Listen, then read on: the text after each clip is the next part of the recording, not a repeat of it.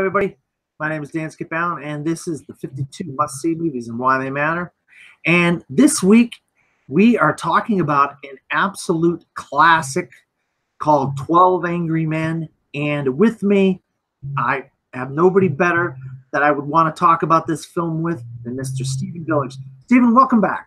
What's up, Dan? I'm, you could say, one of the founding members of the 52. I'm on the the big statue that's hanging over the movie YouTube.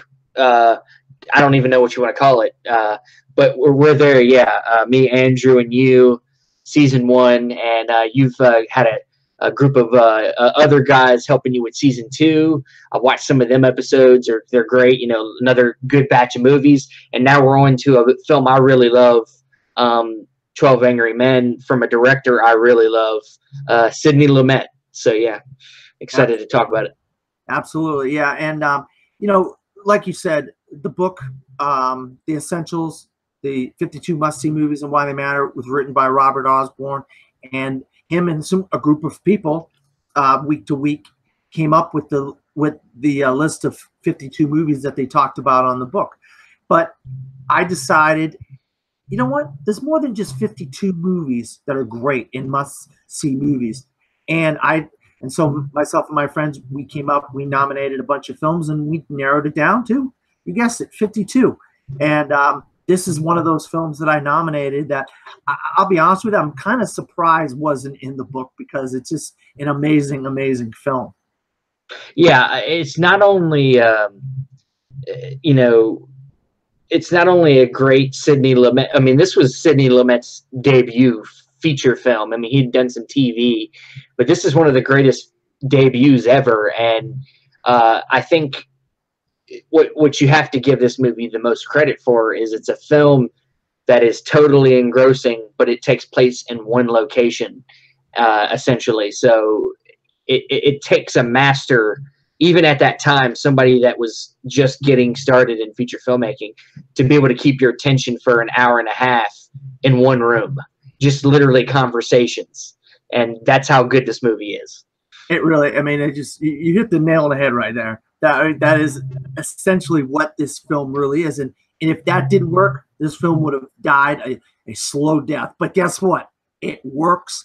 And one of the reasons why it works is it has an amazing cast. The jurors are, I mean, it's incredible who these jurors are. And so maybe some of the people won't know some of these names, but I'm going to go juror number 1, Martin Balsam, big TV guy. He's been all over the place over the years.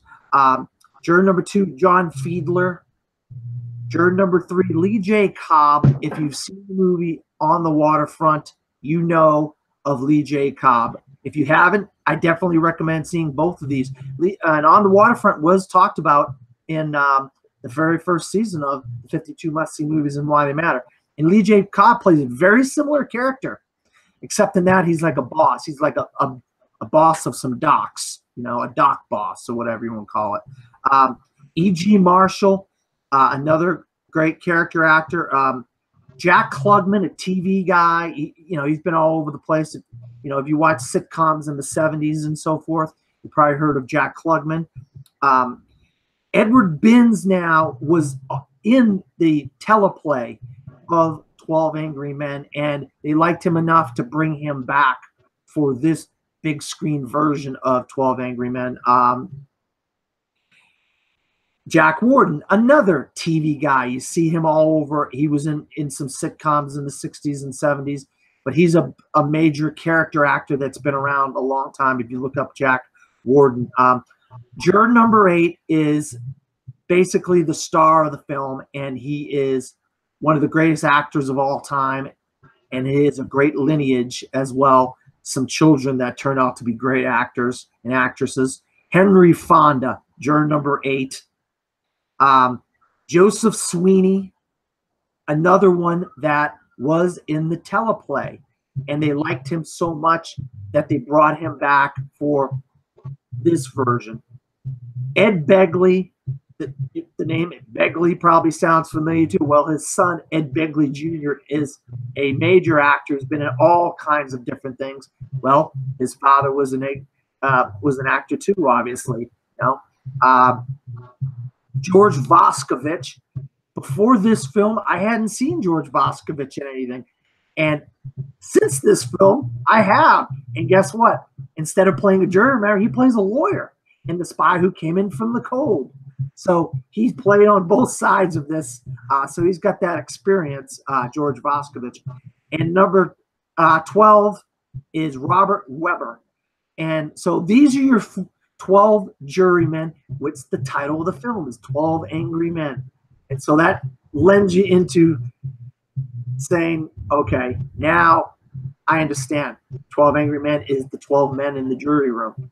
So what do you got to say about the cast and in some of these names? Do they ring a bell with you? Yeah, a few of the names. Oh, we got an echo. A few of these names definitely, obviously, Henry Fonda is fantastic. And yeah, it was Ed Begley Jr. Ed Begley. I definitely know the son's name, but wasn't familiar other than this film with his father. And yeah, I mean, the guy that was juror number 7, I think. Warden. Yeah, I've seen him in a bunch of stuff, and I think he's the guy that's the grandfather in Problem Child. I brought it up when we were talking about it before. Like he's been in some stuff I've seen, but I mean, a lot of these actors are from a different generation than me, so I'm not as good with like actors' names and stuff like that. I recognize faces, but yeah, this cast, and if it wasn't for this cast and the screenplay, which is adapted from a play, if it wasn't so good, then this film wouldn't be successful. And a lot of that, like I said, back to Sidney Lumet, part of a director's job is to direct its actors and make sure that it goes down right, and he gives them what they need to be able to do what they got to do. And it just, everything works here. I mean, for this to work out the way it did and be as good as it is, the director had to be on his game and knew what he was doing. And yeah, it's there's not really any. I tried to poke holes in this movie watching it again, and you can't really. There's no, like, thinking about the logic of the characters and how they bring their opinions forward as the movie goes on. I'm like, I can see why he says what he says, and everything is character driven, and it's fantastic. And you've mentioned the director Sidney Lumet, phenomenal director. The writer Reginald Rose. The music was Kenyon Hopkins, and the cinematography Boris Kaufman. And I mention these things because if the script isn't that good, these 12 men don't have anything to work with. If the music isn't good, it helps with the mood and whatnot. You're just like, okay, watching a bunch of guys argue. It's not that. But you think cinematography? How is there cinematography?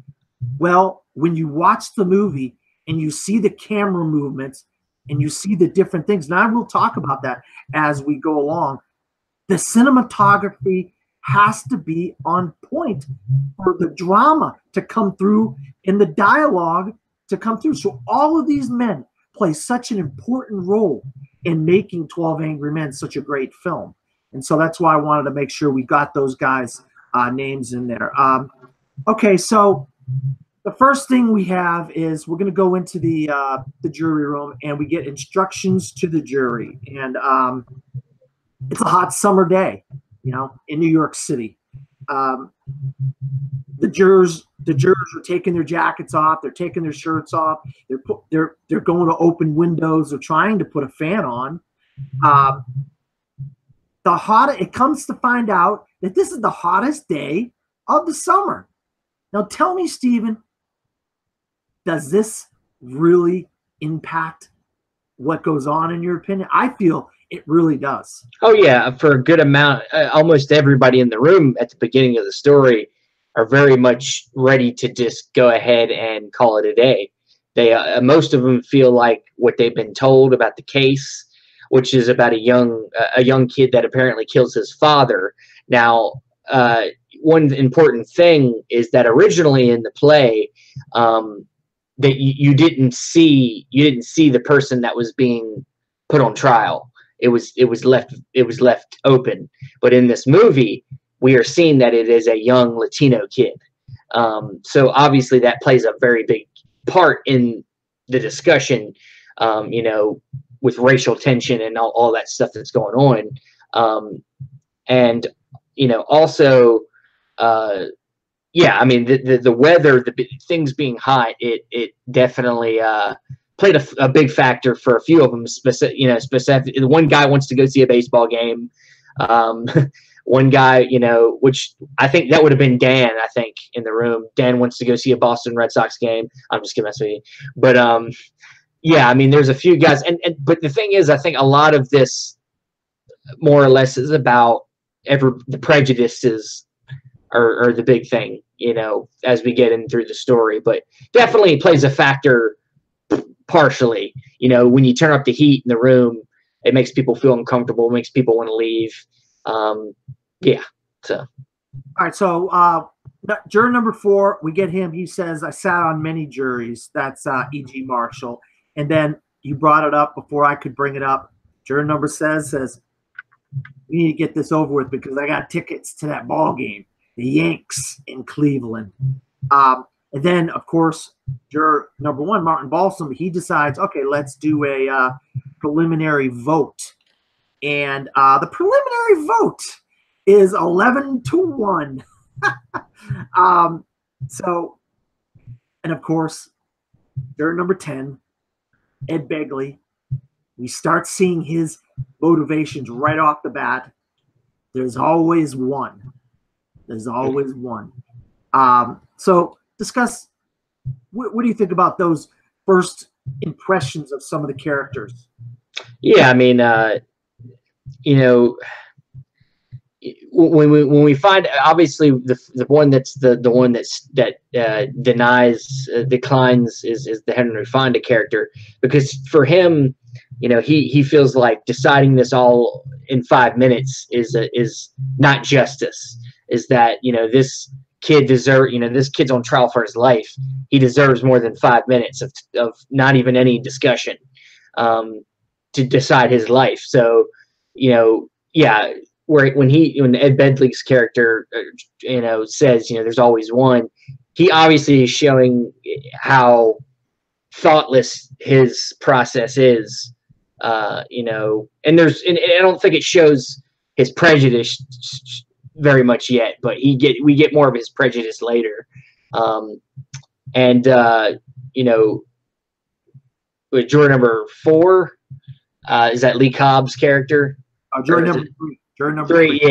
Yeah. He, you know, he very much comes out of the gate kind of acting like he is the elder statesman, that he knows what he's talking about. He's giving you the facts, and he thinks the facts are enough for this to just be a open and closed case. So, well, you know, just like juror number 10, Ed Begley goes, there's always one, pointing the finger at juror number 8, because we find out that juror number 8 is the only one that voted against a straight acquittal,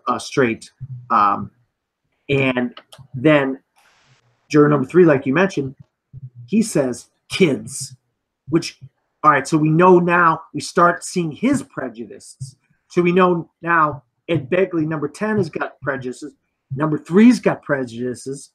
And then, but the one that actually says something that's constructive is number 12. And he says, the witnesses weren't even interested in the case. They didn't look like they were interested in the case when they were on the stand. It didn't seem like they wanted to be there. So why do we as the jury care? So that was the first interesting thing that somebody said, besides kids and there's always one, pointing to Henry Fonda, which, and like you said, he was trying to say, hey man, why should we just say, okay, boom, put this guy in the electric chair, or give him the needle or whatever. Let's talk about this. And that's what they end up doing. They start talking about the case. And then they bring up the switchblade. Juror number 8, he wants to talk about the switchblade. Or somebody else brings up the switchblade, but then it turns out that he's got his own switchblade. And he tells a story about going to the store and buying his own switchblade and how easy it was to get his own switchblade that looked identical to the switchblade of the kid, supposedly the kid who used the switchblade to kill the old man. So give me some thoughts on that. Yeah, I mean, it's obviously a story that is a very underlying, you know, poking a hole in the story. You know, like it's, you know, basically kind of making some of the evidence circumstantial and not so straightforward. You know, the thing is, you know, the only facts that they know is what the lawyers have given them, and they're there to make their case that this guy is, you know, obviously guilty, but you know, it's not the juror's job to just lay guilt on the facts, but to try to figure out if there's any kind of reasonable doubt, which is what Henry Fonda keeps coming back to throughout, is that there's a reasonable doubt to a lot of the things that was presented. You know, this could have, you know, this is how they say it happened, but what if this is actually what happened? And, you know, with the knife, you know, that knife isn't just, there's nothing too crazy. There's nothing really difficult. It's not hard to believe that somebody wouldn't also have that same kind of knife, which later on they go more into the knife where they talk about the angle of the stabbing, you know, how, you know, if he was downward, that doesn't make sense for a switchblade because switchblades are used more in a frontward motion, you know, so it's a very important, you know, point that they go into there. Yeah, absolutely. And we'll get into it. So this brings up a new vote, but this time it's a secret vote, a secret ballot this time. And wouldn't you believe it? One of the guys changes his vote, and that is Joseph Sweeney, juror number 9. And he is starting to believe what juror number 8 is saying. You know what I mean? And then, well, he's also with him that he says that he feels like he's the only one here that's, you know, trying to making a stand against 11 other people is admirable, and that he wanted to hear more. He wasn't completely convinced, just like Henry Fonda says, I don't know if he's guilty or not guilty, but I think it's warranted to talk about. We shouldn't just say, let's just make him guilty.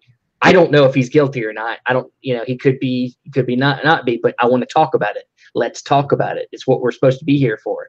And so once again, to prolong the discussion, juror number 9, I think, decides that he's right. We need to talk about this more. Yeah. And so he starts discussing it, and juror number 7 talks over him. He interrupts him and says, stop wasting our time here.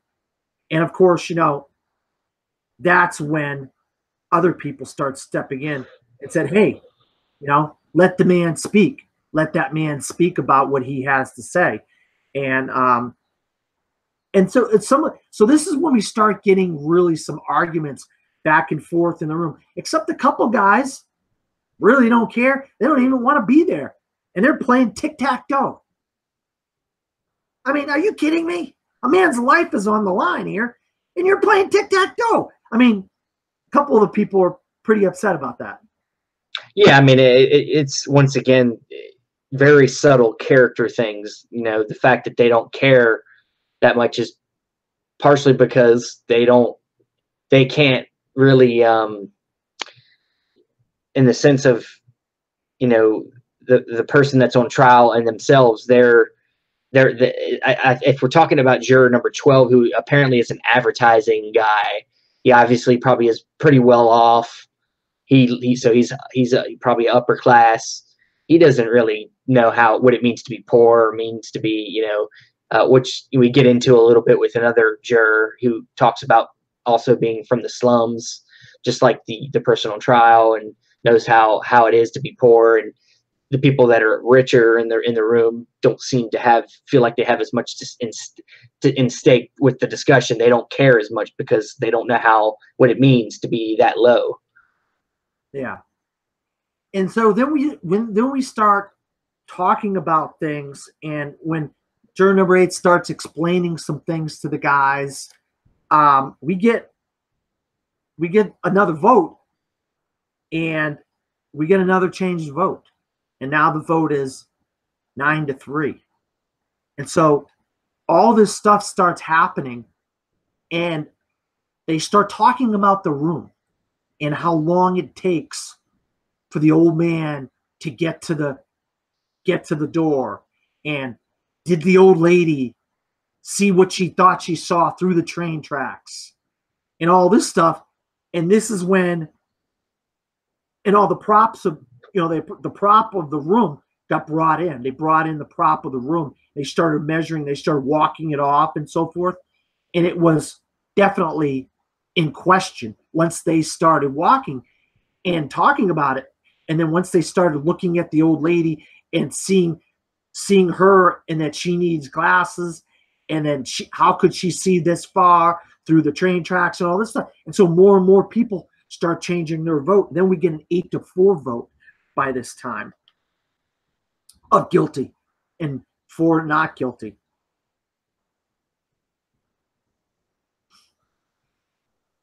So, I mean, is this the stuff? This is the stuff that really drives the drama of the film, and drive when you start seeing these things come into question. Yeah, I mean, as to me, it's almost like, the case is almost secondary to just the characters, us kind of like figuring out each of these people in this room. I mean, of course, the case is interesting to figure out, but the thing is we're not trying, as we're watching the movie, we're not trying to figure out whether the person on trial is guilty or not guilty. We're just trying to see these guys pick it apart. They don't really know, even when by the time we're done, we don't really know, because it's left ambiguous. But it's just very interesting to see these characters go down their arc, specifically juror number 3, and even juror number 9. Ed Begley's character goes down a certain pathway too. Both of the most, I would say, the most antagonistic jurors are the ones that are the most interesting to watch, kind of go through their changes. It's 10. It was juror number 10. Juror number 10, yeah. And I mean, like, Henry Fonda is obviously the catalyst to all the kind of the drama of the whole thing. He continues to make people question it, and he continues to dwindle down the number in convincing one person after the other as they keep going through things, until you basically get down to the last real, like, 3 that are the hardest to get through. Yeah. And I'm going to go back to cinematography real quick. If you look at the camera movements, the room seems to be closing in. The claustrophobia of the jury room is starting to become very present with the emotions of the jury members. And this is part of the cinematography and what Sidney Lumet was going for, to build this drama to a fever pitch. And it's still building as this film is going on, but you're starting to see that claustrophobia close in on the room. Well, yeah, and even early on, they try to do something about that by opening the windows. They try to open the windows, obviously to let the air in, but to also make the room feel more open. But then it starts to rain, and they have to close the windows. So then we're back to the stuffy, hot, they get the fan working, but that only goes so far. You get the fan working because they didn't realize it was attached to the light. When they turn the lights on, then the fans start. Yeah. Once they say, which is a nice little, symbolism of once the good discussion starts, things, the wheels start turning and things start rolling and things get better. And when they start taking the props in and out, they give the props back, and one of the props they gave back, or one of the items, that's a what's the word I'm looking for? The knife and the diorama. the picture, the map of the room. Turns out, Stephen, they gave the wrong knife back. The other knife was so similar to that knife that they started using the knife, like you said, describing how you stab down, you don't stab up, and so forth, and all this stuff using height. But they used the wrong knife. And wouldn't you know it, juror number 8 points it out. That's not the knife. That's the knife that I brought. So how could you tell? If you guys can't even tell, how are they supposed to tell how to use a switchblade or how to use a knife properly? They can't even tell which knife is the right knife, you know? And this is when juror number 3 really goes after juror number 8. What's the matter with you guys? You're letting him slip through our fingers. I'll kill you. And of course, Henry Fonda says, you don't mean that. Because guess what? Once again, when someone says, I'll kill you, you're mad at somebody. In the heat of the moment, you don't really mean you're going to kill somebody. And he points it out. Juror number 3, he knew juror number 3 really didn't mean he was going to kill him. Yeah, he was poking holes in his statements that, because that was part of the case, is that somebody had heard during an argument say that they were going to kill the other person, and that was part of juror number 3's facts that he was spewing out at everybody. And he's like, well, you just said you wanted to kill me. Did you really want to kill me, or was that just hearsay? Was that just you talking, just because you were upset? And we get back to juror number 11, because juror number 3 goes, it's not personal.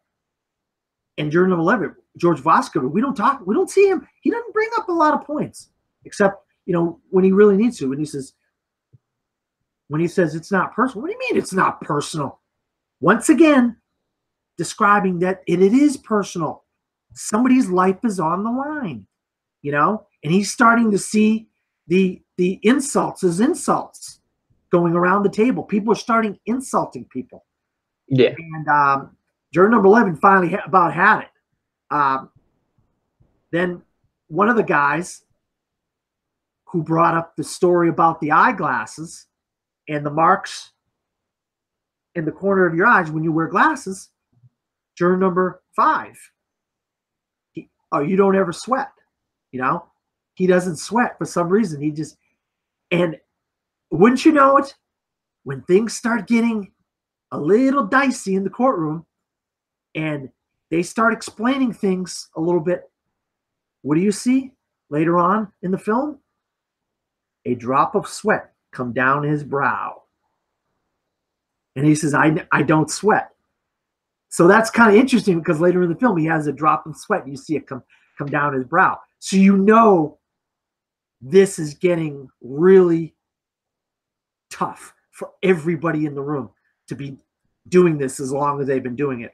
And once again, we get another vote, Stephen. But this time, we're down to 6 guilty and 6 not guilty. Yeah, we got to also remember there's been a couple times throughout where the juror number 10 has shown, as I was alluding to earlier, some kind of prejudice, racist comments towards, other ethnicities. That's how they are, and then the other people in the room that are of other ethnicities, like, oh, what do you mean them? Like, why? What is it about? So, there's an obvious, he has an obvious animosity against younger people / people of other ethnicity. And it shows up a lot, throughout his points he tries to make. So yeah. Yeah, absolutely. And then juror number 9 gets hit in the head by a paper plane from juror number 7, or juror number 7. Yeah, juror number 7 was messing around with the paper, and because of the fan blew the paper plane, hit juror number 9. And of course, this gets everybody upset. I mean, it's very quick. I don't think it's a very uproar of a situation. I don't remember anybody getting really upset about it. He says, makes a remark real quick, and he's like, "Are you stupid or something?" Like, and then that's it. And then we bring up the movies.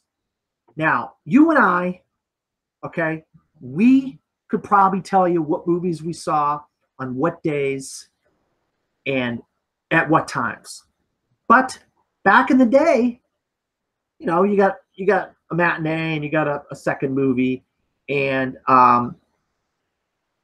it's however many days ago and this and that and the other, and maybe the movies weren't that memorable or whatever. So is his story about the movies something that he can rely on? Is the kid's movie story something he could rely on? I think if you can't remember the movies must not have been that memorable. But I can remember bad movies that I saw, and so that's just you and me. But well, I mean, I just think it's, once again, it's just not something. It's circumstantial, as we talked about before. It's not something to say to state that he should have known who was in the movie as fact is just an opinion. You can't know somebody's opinion under stress. You know, when they ask him about who was in the movie or what movie he saw, under stress, under duress, is not something easily that can be. You can't make that as a fact. It can't be a point of contention in the case. It can't. It doesn't make sense to use it. Because in the moment when he was questioned, he was probably upset. So yeah. Yeah. So you're not going to remember the times in the movies and the matinees and the people in the movies. And this is where we get back to you on juror number 10. He's basically had enough. He starts his whole racist rant and isolated. Even though they're all in the room, they all turn in the opposite direction. And he's pretty racist. He uses the terms "them" and stuff like that. You can't let them get away with it. This and that and the other. And that's where we finally come to the head with the Ed Begley character, juror number 10. And this is where a guy who pretty much was staunch, he's guilty, except for the thing with the eyes. He was like, sit down and shut up. Don't open your mouth again. Well, I mean, it's bad when even the juror number 3 is even fed up with it. You know, he even gets up, you know, and the whole, you know, like you said, almost the whole room gets up, and basically they're letting him know that they're done listening to his spiel. You know, like they don't want to hear anything else from him. And so the rest of the movie, he sits over in a separate table away from the group and just kind of sits there and listens and doesn't say anything else. And yeah, and like I said, even juror 3, who is the other kind of main antagonist of the story, when he's annoyed by what you're saying, that tells you something. It really does tell you something. And so then we get another vote, and would you believe it? It's 11-1 for not guilty. And there's only now the table is turned. We only have one person that is voting guilty, and it's juror number 3. This is like the Red Sox comeback, man. You know. Hey, I've been a part of a lot of Red Sox games where we didn't come back, and I cried myself to sleep a couple times. And that's camper. But sad. So he has to explain why the kid is guilty. Juror number 8 says, "Okay, explain again to us why you believe the kid is not guilty. And then this is when we find out his prejudices and his reasons. Rotten kids, you work your whole life, and then he realizes what he was saying and why he was thinking, because he has a kid who he gave him a good life, supposedly, and he kind of treated his father bad and doesn't appreciate his father. And so this is what's going on with juror number 3 is he thinks kids are all bad and that none of them are any good because he had a problem with his own child. Yeah, he's taking his own personal experience and letting it affect his judgment in the case.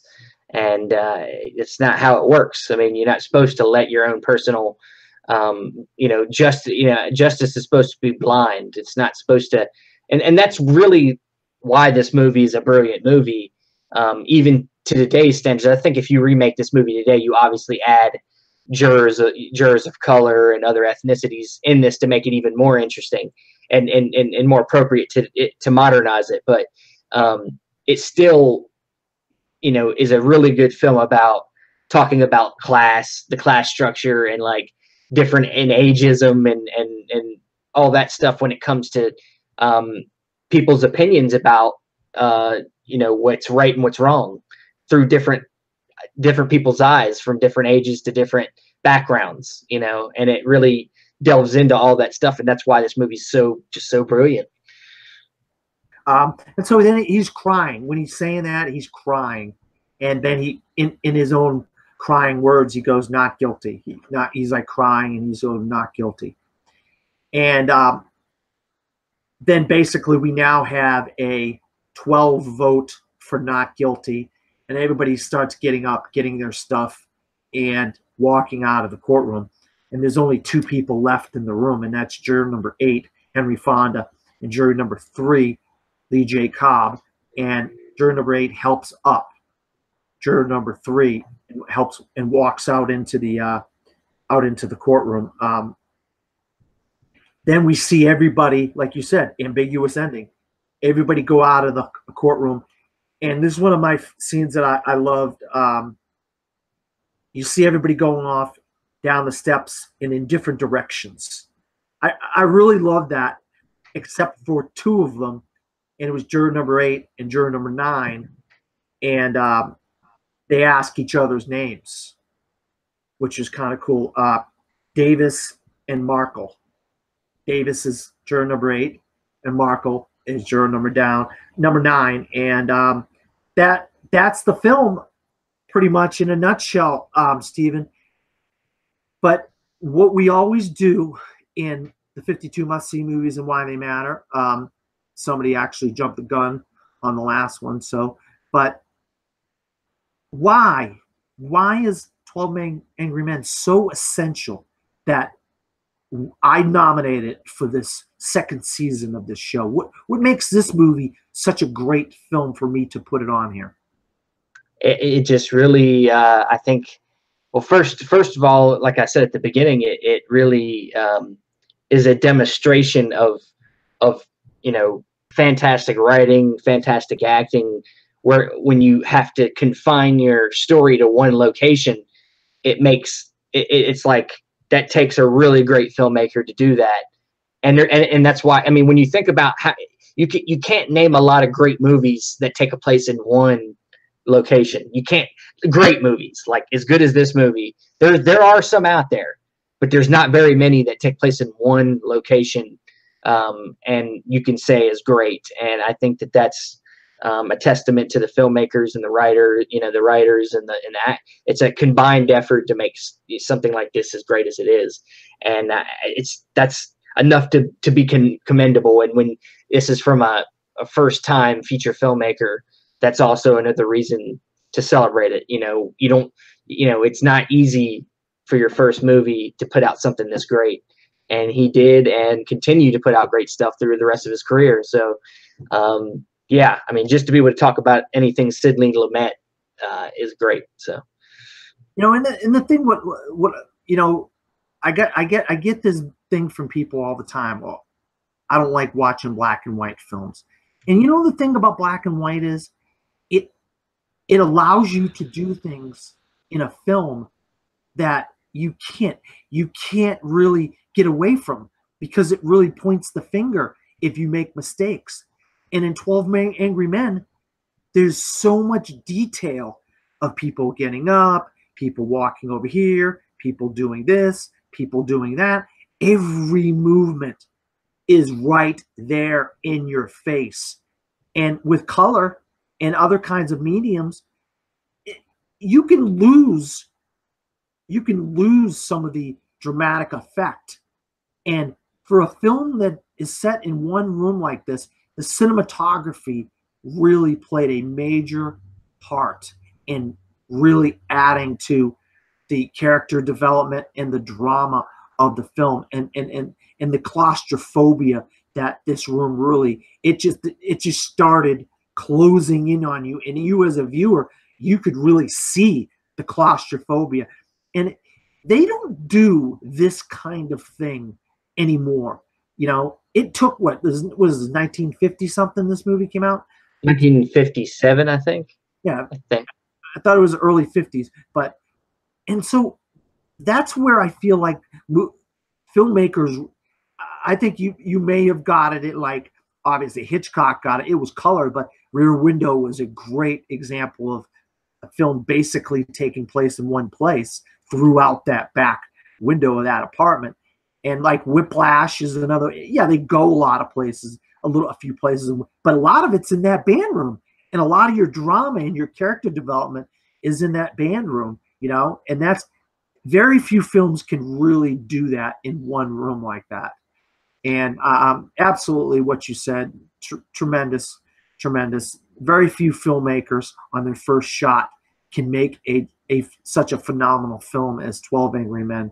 So I was glad that you had an opportunity to talk with me about this film, because I just think it's a great film, and I wish more people would give black and white films, classic films, a chance. Yeah, I mean,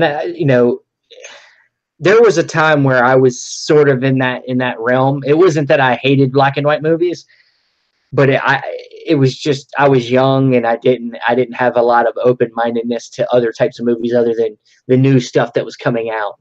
And I think there came a point where I guess maybe either I just had an epiphany of just maybe I saw an older film and was like, you know what, that was really good.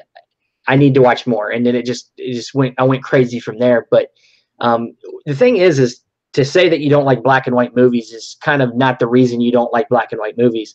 It's because, as we've went through film history, filmmaking has changed, acting has changed.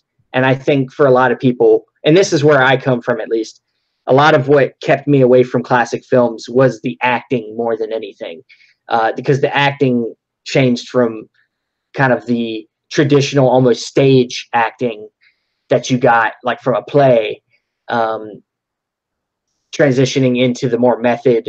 The stuff when you started getting into the Brando era, you started to see a little bit more naturalistic, realistic acting that created more, I would say, more emotion, more of a raw feel, and that's the stuff that I could connect with more. But in the early classic era, the acting was a little bit more fast talking or wooden, and that's stuff that you have to just understand is from that time, and you either accept it or you don't. But there's other great things about these classic films that you can take away from it, even if you don't love the acting, whether it's the cinematography or the direction, or anything like that. The writing. I mean, you can not like one thing about some classic films or some foreign films, but there's something totally else that either this movie's an influence to something you love in modern day, or whatever it is. Seven Samurai is the best example. Seven Samurai has influenced a bunch of movies. And you might not love that movie, but you have to give it its credit, and you should probably at least watch it before you say you don't like it or you do like it. So. Absolutely. I mean, you and Andrew have really put me on to foreign film, and I made a New Year's resolution this year that really make an effort to see more foreign films and documentaries. I've seen a lot of documentaries this year, and I just haven't seen a lot of foreign films because there hasn't been a lot out that I could see. I'm the same. Look, documentaries is a big hole for me, and it's not because I don't like them, but a lot of them are time consuming. Documentaries can be very long, and I'm more into the narrative, a story with fiction or nonfiction kind of stuff like that. That's just my kind of That's something I love. But I think that if you're, and I'm not saying that people that are not people that don't watch foreign films or classic films are not serious film people, but I think that you're not doing yourself a favor, and you're doing yourself a disservice if you don't try to seek out all types of film, because there's a lot of really great stuff out there. And you know, if you want to be able to talk about stuff with confidence with all types of film people, then you should probably watch some of this older stuff. If you care that much, if you want people to take your opinion seriously, you got to have some weight behind it, you know, by saying you've seen some of these movies that people talk about. So no, you hit the nail on the head, and that's where I've always been coming from.